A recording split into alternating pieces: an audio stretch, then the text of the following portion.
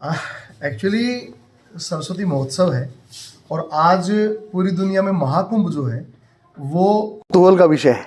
महाकुंभ में गंगा, यमुना और तीसरा जो हमारी माँ है वो सरस्वती, तीनों ही माएँ हैं।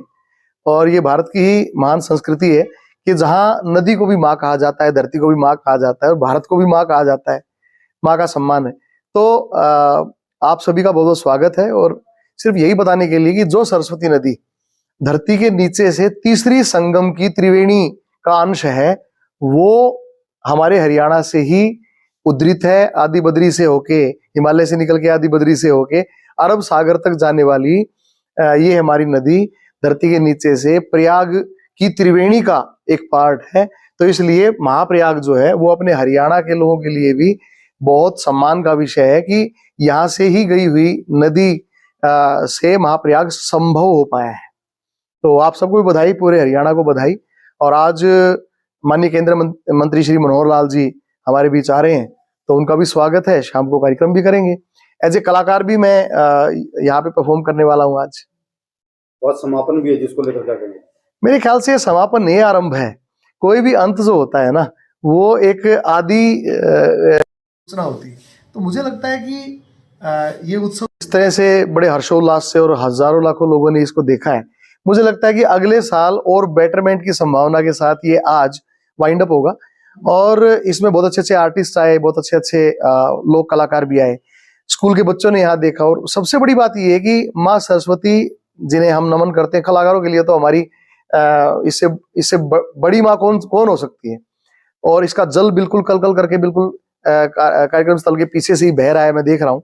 मैं अभी मेरे मोबाइल में वीडियो भी है, मैंने देखा है। तो मेरे ख्याल से वो नदी हजारों साल पहले विलुप्त हो गई थी किसी कारणवश। मतलब वेदों में तो ये लिखा है कि कोई श्राप मिला था, ऐसा बड़ी किंवदंतियां हैं।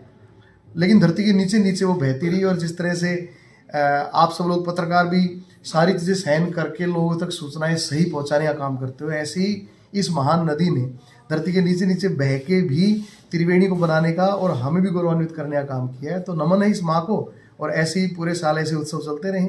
तो आपका प्रोग्राम शाम को कितने बजे का होगा? शाम को वैसे तो 3:30 बजे का कार्यक्रम है, हम शुरू कर देंगे। बाकी जैसा प्रभु इच्छा और माँ सरस्वती की जैसे भी आदेश रहेगा, चाहे 5 घंटे के वालों से 6 घंटे, हम तो परफॉर्म करना हमारा काम है। जनता सुनती रहे तो हम गाते रहेंगे।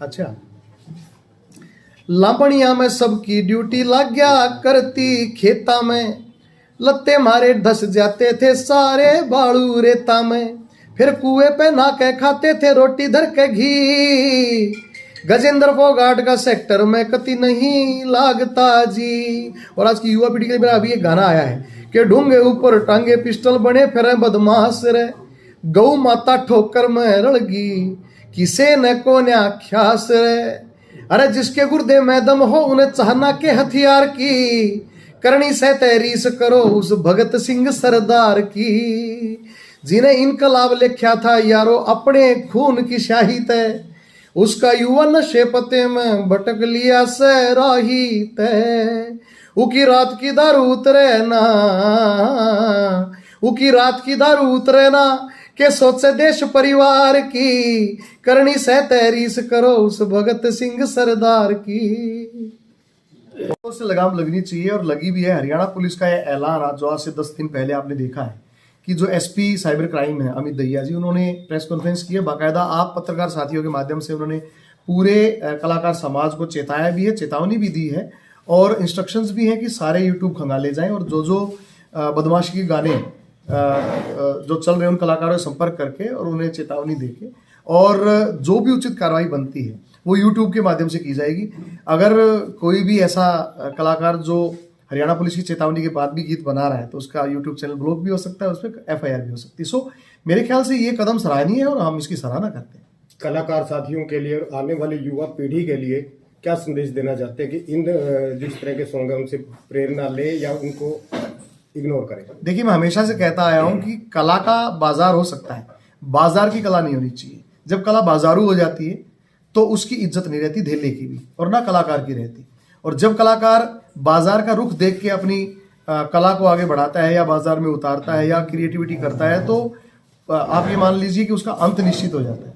सो जब कलाकार के अंदर कोई गाना उतरे, कोई कला उतरे, कोई लेखनी उतरे, कोई भाव उतरे, उसे वो उद्धृत करे, तो असली कलाकारी वो है। और मुझे लगता है कि समाज के प्रति हमारी बहुत बड़ी नैतिक जिम्मेदारी है। पे बैक टू सोसाइटी का नियम भी है। अगर परमात्मा ने हमें कला दी है तो वो इसलिए दी है कि मानव मात्र को कोई संदेश दे सके, इसलिए नहीं दी कि हम अपना घर भर सकें। सो मुझे लगता है कि कलाकारों को भी सोचना चाहिए, उनकी एक नैतिक जिम्मेदारी है। और मेरे ख्याल से दर्शक को भी समझना चाहिए कि वो ऐसे गानों को सपोर्ट ना करे। देखिए, दो तरीके हैं। अगर दर्शक सपोर्ट ही नहीं करेगा तो कलाकार बनाना छोड़ देंगे, उसका बाजार बंद हो जाएगा। और अगर कलाकार ही नहीं बनाएगा तो दर्शक को पता कैसे लगेगा? अगर आप दर्शकों को, युवाओं को भगत सिंह नहीं दोगे तो वो सनी लियोनी को पकड़ लेगा। क्या हमारे पास नीरज चोपड़ा नहीं है? तो क्या जरूरत है हमें गैंगस्टर गाने गाने की जो हमारे पास नीरज चोपड़ा जैसा थ्रोअर है? तो इतने अच्छे अच्छे खिलाड़ी हैं भाई, उनसे तुम मेरे ख्याल से कोई भी इंस्पिरेशन ले सकते हो। या इतने अच्छे अच्छे एक्टर्स हैं जो बहुत अच्छा संदेश दे रहे हैं। अक्षय कुमार है, इतनी अच्छी फिल्में बना रहे हैं, आप उनसे ले लो ना। कोई भी इंस्पिरेशन लेनी हो तो जरूरी है कि जो गोलियां चलाते हैं उनसे इंस्पिरेशन लेनी है?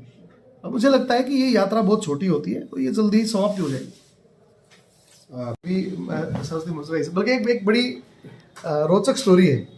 मैं एक परफॉर्म करने आया और यहाँ पे बहुत तेज मूसलाधार बारिश आ गई। देखिए, हो सकता है कि बहुत से लोग ये कहें कि अंधविश्वास है। बहुत तेज बारिश आ गई और यहाँ पे जो ऑर्गेनाइजर थे उनकी आंखों में उस टाइम पानी तैर रहा था। और एक ऑफिसर तो लिटरली लगभग रो पड़े कि सर हमने बहुत अच्छा अरेंजमेंट किया था, बारिश ने सब चौपट किया। आज तो मैं देख रहा हूँ कि आपने कहा था चेंज क्या हुआ कि प्लास्टिक का टेंट लगा हुआ है। उन दिनों एक सिंपल टेंट लगता था जिसे हम शामियाना बोलते हैं, कनात बोलते हैं। सो कनात में से पानी जो है टपक टपक की गिर रहा था और बारिश चल रही थी। तो उन्होंने कहा कि आप गा पाओगे? मैंने कहा 100% हम गाएंगे। और हमने जब गाना शुरू किया तो पता लगा कि जितने भी माइक्स थे उनके अंदर करंट है।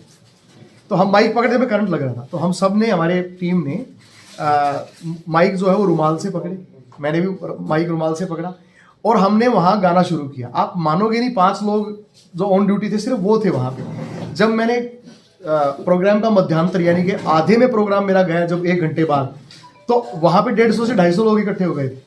वो पंडाल भरा हुआ था और मुझे लगता है शायद मैंने वो यूट्यूब पे डाला भी है वो प्रोग्राम स्पेशली इसीलिए। चमत्कार देखिए माँ सरस्वती का, परमात्मा का, कि मैं वहां पे खाली पंडाल में गा रहा हूँ और कुर्सियां धीरे धीरे धीरे धीरे करके भर रही हैं और लास्ट में ऐसा हुआ कि लोग स्टेज पे आके भी नाचने लग गए थे। तो वो एक चमत्कार मैंने माँ सरस्वती का यहाँ पे देखा है। भगवान करे ऐसे चमत्कार माँ सरस्वती आप सबको दिखाती रहे और आपको आशीर्वाद देती रहे।